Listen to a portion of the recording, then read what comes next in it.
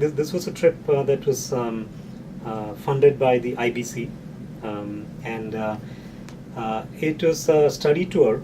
We had about 18 or so faculty members from different universities in the United States.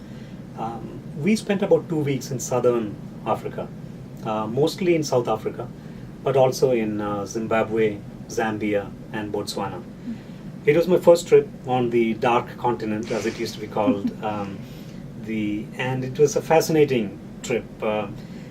South Africans believe they actually have a phrase for this. They say they describe South Africa as the world in a country, in the world in one country, right? Because there is such a range of things that you can see and experience within South Africa. It's almost like it's an entire world in a microcosm.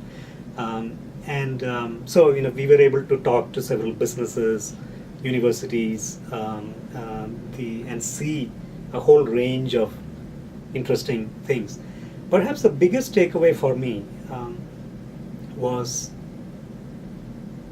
the learning about how dominant the Chinese have become in Africa, in economic and business terms, right? So whether it is in infrastructure or in natural resources, right, or it's in somewhat early stages, but even in consumer products, we find that the Chinese government and Chinese enterprises, as well as Chinese entrepreneurs, sometimes even without the help of the government, they are beginning to play a very, very important role, establishing themselves in that space.